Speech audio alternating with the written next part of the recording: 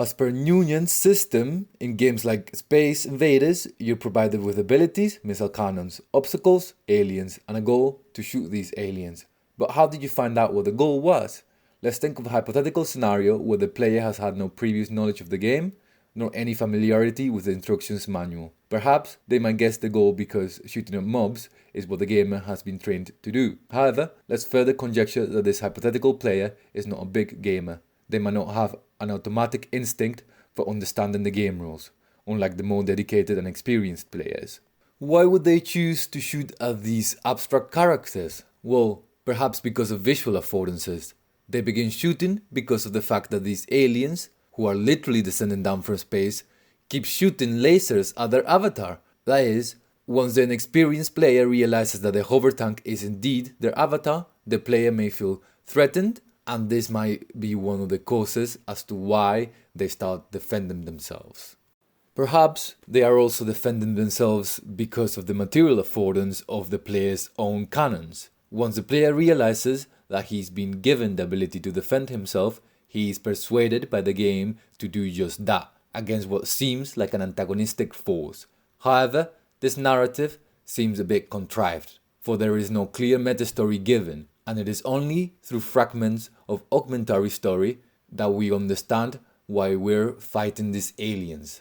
It is because of the fact that we are given no explicit backstory to explain the game's conflict that we are given room to be suspicious. Another thing that might make the player suspicious is that the only thing that the player is shown pre-game is a list of the types of aliens and how many points each of them gets you, almost in the manner of wanted posters. Here is where I'd like to venture into the different possibilities of why these aliens are invading us. I'd like to speculate about what lies underneath the peak of the iceberg.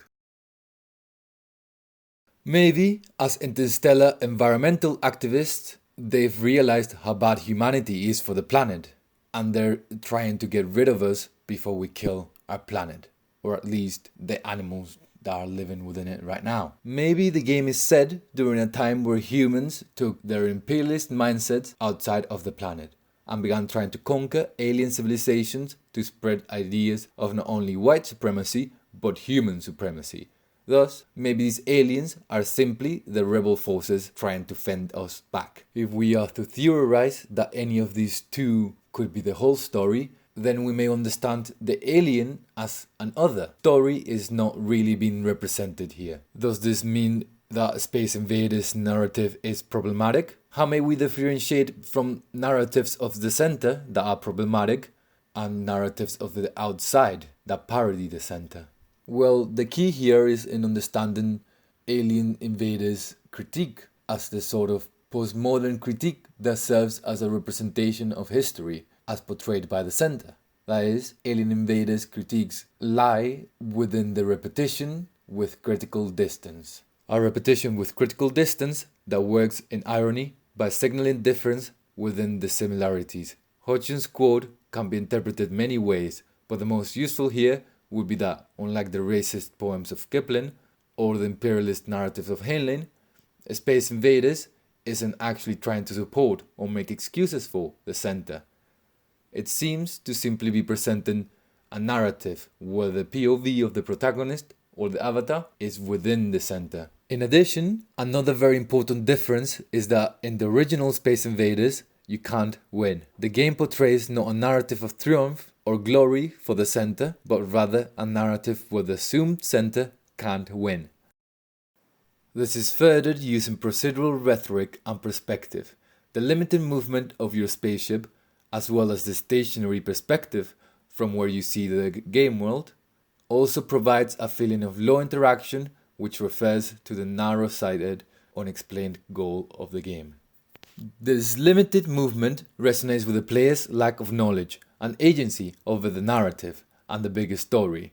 The player doesn't only always lose, but they also are unprivy to the bigger story, unprivy to what has happened before, as well as to what happens after they die. This is the power of simplicity as showcased by the Pixelanian. Its linear gameplay and its lack of context allow the player with a keen and critical eye to figure out what lies outside of the game, underneath the subtext of the gameplay, if you will. Thus, when reading into the game as a sort of nationalist satire, The process of one level after the other, killing endless enemies until you lose, portrays the reality of a military environment where there's no questions asked, which immerses the player into the role of the delusional army commando or even into the role of a mindless killing machine. Thus, going back to Galt's cluster, in regards to subtextual narrative, the Pixelanian has proven to be number 3, intellectually challenging because a nuanced reading of Space Invaders requires a deeper look into the game. Number 4, complex and coherent because it displays a simple narrative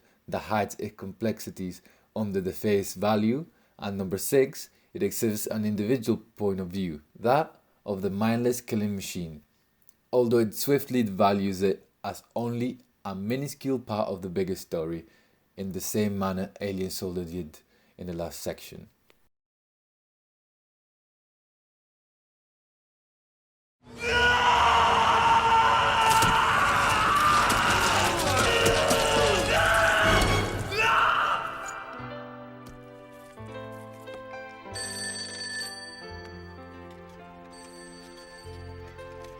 Hello?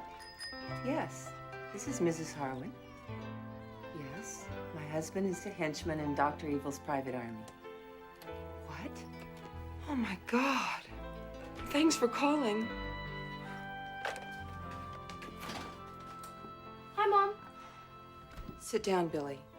I've got some bad news. Your stepfather was run over by a steamroller. But, Mom, since Dad left, Steve's been like a father to me. People never think how things affect the family of a henchman.